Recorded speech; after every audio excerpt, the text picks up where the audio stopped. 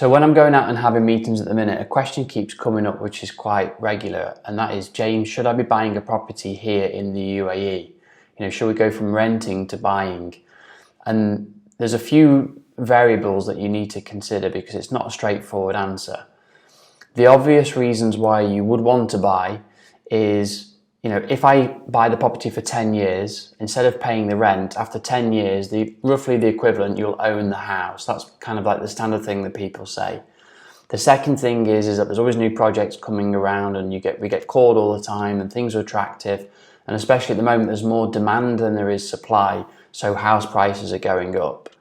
Third reason is you get to have potentially the golden visa or the residential visa. That means that you can be here for 10 years, which is a big advantage because it means you're not necessarily tied to the company that, okay, if you lose your job or you decide to leave, you don't have a right to be here and stay. And the final reason to buy, and I think this is one of the ones that might be the deciding, is that for most people that are living here, they don't really have a house back home. It might be an investment house, but they don't really have a home to go to. So buying a house here, especially if you have children, it can be that emotional, this is our home, we can make it our own, we can spend a bit of money on it, and it becomes somewhere where you feel more comfortable. So the ownership of that, which comes into the emotional reason why you'd want to buy, that is a big part to the tallying up the reasons to buy. But there's things that you need to consider that most people aren't aware of, because it isn't just the simple maths of, okay, well, if I pay for 10 years, that means that, we're going to own the house and, we're not going to lose money. We can't lose money. It isn't as simple, and I've seen this a lot with clients. So I think that you need to really be living in the house for 5 years. If you're going to own it, I've done this study, I've sent many Excel spreadsheets to clients and mapped the formulas for them and plugged the numbers in for them to see it. And it always comes back to, if you're going to own it for less than 4 years, realistically, you're not going to make any money and you'd be better off staying rented. And the reason for that is when you factor in the setup cost, the mortgage cost, the agency fees, the municipality fees, and then you might exit early. So when you're wanting to exit early, you might never get the price that you want for the property, and you've got selling fees and everything. The cost of that, if you factor that in, it would have been better off paying the rent, and the rent being dead. You're not going to get anything back from the rent. Once you go beyond 5 years, then I think you protect yourself, and you're then in the position that even if the value of the property goes down, or even if you need to sell a little bit lower, the money that you've been building up in the equity in the property, you're protected. The other thing that you really need to take into consideration, and this doesn't really apply to any other parts of, it obviously applies to other parts of the world, but it's very, very specific to the UAE. The UAE is very, very, very new. And what that means is that there are new areas coming up all the time. I'm in Abu Dhabi. Take, for example, Reem Island. So when I came here 12 years ago, Reem Island was non-existent. And they started to build new development, new areas. And a good apartment, a good one-bedroom apartment at that time was 1 million dirhams. Since then, in the last 12 years, there's been 4 or 5 different new areas that have come up with new shops, and it's brand new and it's exciting. And they are still 1 million dirhams. The problem that people face now is if you're going to go and buy on the secondary market, do you go and buy a brand new one-bedroom apartment for 1 million, or do you go and buy in Reem Island for 1 million? Well, of course, you take the new one. So what that does is it lowers the price of the older properties. Now, that doesn't occur in, say, London, Manchester, Toronto, or developed parts, because you get a ripple effect where they can't build anything in the centre anymore, in the core, so they have to build out. And because now supplies go up in value, the cost of them is increased, which goes up, which then pushes the core up even more. So you get a corrected tier, or a correct tiered effect.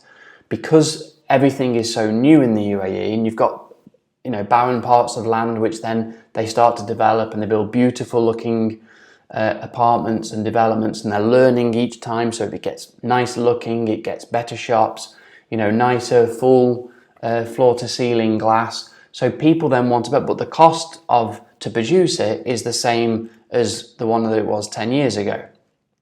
So you have to factor in, if you're going to hold something for 10 years or 15 years, personally, I think you're going to get almost like a downward value, that it will peak and it will grow. But then the value is going to reduce, almost like a saucer effect. What you've got to do is try to bring, which is not easy, but try to bring the timing into that, because as you're building equity in the property, what you want to make sure is that what you're building up, you're not losing as they're bringing a new development on board.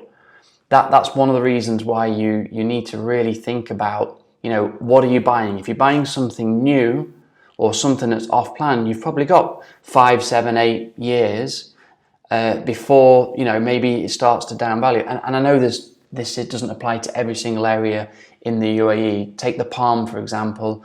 It's probably held its value for the past 15, 20 years. So there's certain areas where if you're buying something on the beach, or you're buying something that has a water view that they can't build something, it's always going to have a value to hold. But if you're not, then you just need to be careful of the downward curve. The other thing you need to take into consideration is the rental side of things. The other thing that you need to take into consideration is the build quality. Now, I know here it's improving, but it's really difficult when we get to 50 degrees plus, with all the sunlight, the humidity, and you will have seen it that properties here age relatively quickly. If you go and buy something in America, in Europe, in the UK, properties will last 100, 200 years, and with age sometimes they actually look even better. So that's another thing you have to bear in mind. It's not really a buy and hold strategy here. You're not buying something and keeping it for 50 years. You're buying and at some point you have to look at offloading that and getting the timing right. So the final thing to mention really, and this is more for people which are taking a mortgage or a loan for the property. So typically you put down 20 to 30% and the bank will lend you the rest. If you're 2 years, 4 years, 6 years into the cycle, and for whatever reason you need to exit the UAE quickly because of work or family emergency, and you're leaving for good and your visa's cancelled, the bank will expect you to pay back that before you leave. So you might need to sell the property very, very quickly, which might mean taking a discount on the value, and then we're back to the scenario we were talking about before, where it might be better off to rent because you've not built up enough equity in the property. So bear that in mind as well. We don't know what the future holds, but you are having an asset here, and we've talked about it's not a buy and hold strategy. One of the things that you can consider is, and you need to take professional advice on this, is do you own it in your own name? Do you do joint names, or do you own it into through a company?